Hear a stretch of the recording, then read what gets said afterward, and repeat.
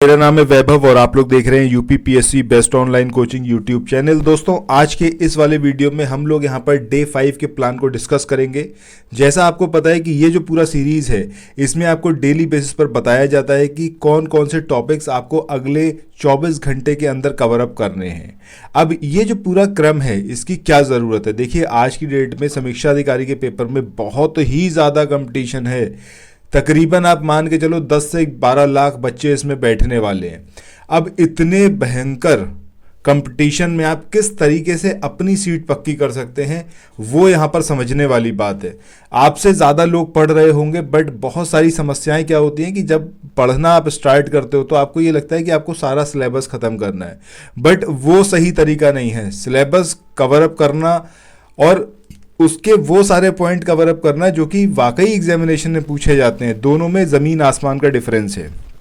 सो यहाँ पर हमारी कोशिश इस पूरी सीरीज़ के माध्यम से सिर्फ इतनी सी है कि आपको बताए जा सकें वो टॉपिक्स जिनको आपको अच्छे तरीके से प्रिपेयर करना है, क्योंकि अगर आपने उन पे कमांड कर लिया तो उसके बाद हर एक चीज़ आपके लिए बहुत आसान हो जाएगी।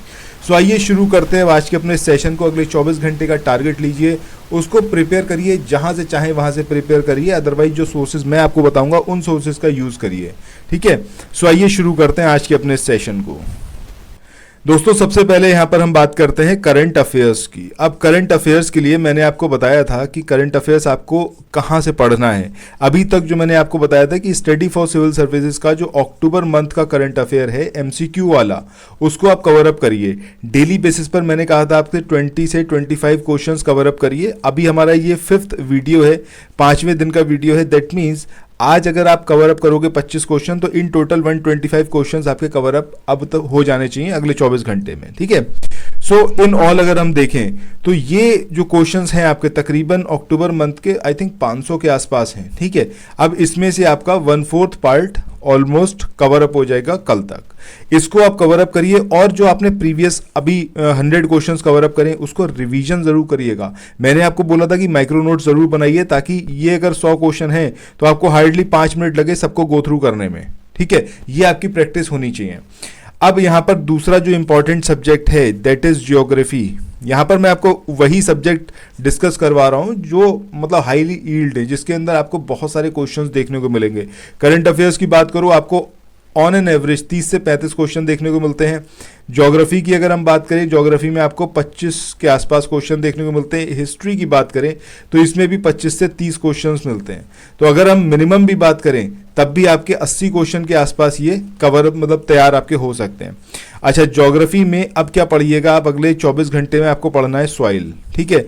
सॉइल मतलब जो मिट्टियाँ हैं, ठीक है। अब अलग अलग तरीके की मिट्टी है, उनकी क्वालिटी होती है, कौन कौन से वनस्पति हैं जो उसके अंदर उगती हैं, ये सारी चीज़ें आपको सारे टेक्निकल पॉइंट पढ़ने हैं।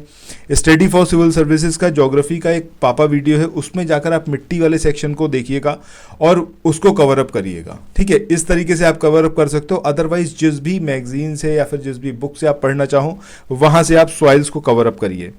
इसके बाद नेक्स्ट हम बात करते हैं किसकी, इंडियन हिस्ट्री की। अब हिस्ट्री में आपको क्या पढ़ना है अगले 24 घंटे में। अब यहाँ पर आप पढ़िएगा मिडिवल इंडिया के बारे में, ठीक है। मिडिवल इंडिया में आप क्या पढ़ेंगे, इसमें पढ़िएगा आप खिलजी सल्तनत, ठीक है। खिलजी सल्तनत को यहाँ पर पढ़िएगा, हर एक एस्पेक्ट उसका, एडमिनिस्ट्रेटिव एस्पेक्ट भी पढ़िएगा, क्या कुछ उसकी क्वालिटीज़ थी वो भी पढ़िएगा, क्या चेंजेस आए हिंदुस्तान पर वो पढ़िएगा, ठीक है। और उस टाइम पर कौन कौन से हिस्टोरियन थे, कौन कौन सी बुक्स लिखी गई, कौन कौन से पर्टिकुलर डिपार्टमेंट्स थे। क्योंकि अगर आप मिडिवल इंडिया की बात करते हो तो ये जो मुस्लिम शासक थे इन्होंने अपने अलग अलग डिपार्टमेंट बनाए थे, उसको एक पर्टिकुलर नाम दिया था, ठीक है। सो वो नाम, उसका पर्टिकुलर डिपार्टमेंट का काम क्या था, कौन उस पर जो था जो आधिपत्य रखता था, मतलब उसका हाईएस्ट ऑफिसर कौन था, ये सारी चीज़ें आप कवर अप करिएगा। सो इस तरीके से ये तीनों सब्जेक्ट आपको कवर अप करने हैं अगले 24 घंटे में। कौन कौन से टॉपिक्स मैंने आपको बता दिए।